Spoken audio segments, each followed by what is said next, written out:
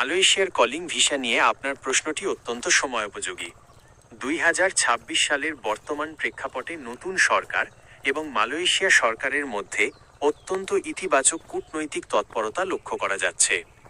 সার্বিক পরিস্থিতি বিশ্লেষণ করে কলিং ভিসা চালুর সম্ভাবনা সম্পর্কে আপডেটগুলো নিচে দেওয়া হলো। নতুন সরকারের কূটনৈতিক উদ্যোগ। বর্তমানে বাংলাদেশের নতুন সরকার মালয়েশিয়ার সাথে শ্রমবাজার পুনর্গঠন নিয়ে নিবিড়ভাবে কাজ করছে।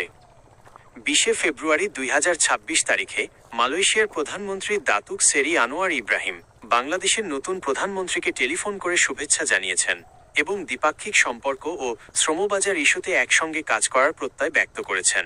এই উচ্চ পর্যায়ের যোগাযোগ কলিং ভিসা চালুর পথে সবচেয়ে বড় ইতিবাচক সংকেত। 2. কলিং ভিসা চালুর সময়সীমা।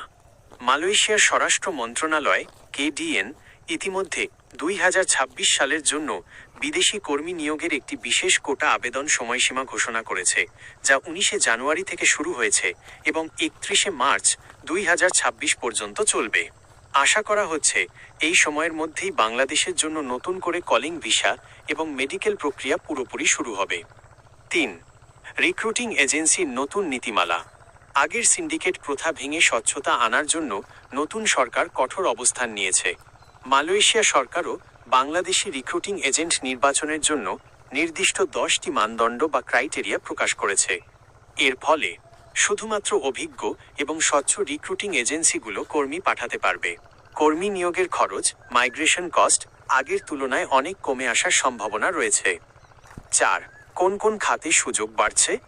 2026 সালে মালয়েশিয়া বিশেষ করে নির্মাণ, কনস্ট্রাকশন, কৃষি, প্লান্টেশন এবং উৎপাদন ম্যানুফ্যাকচারিং খাতে কর্মী নিয়োগে জোর দিচ্ছে।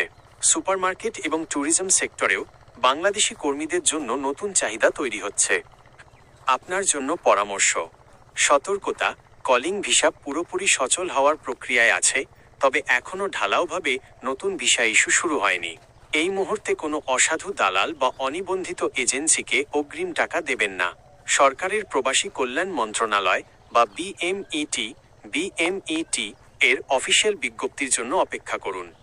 আপনি কি বিশেষ কোনো কাজের জন্য বা নির্দিষ্ট কোনো এজেন্সির মাধ্যমে মালয়েশিয়া যাওয়ার চেষ্টা করছেন?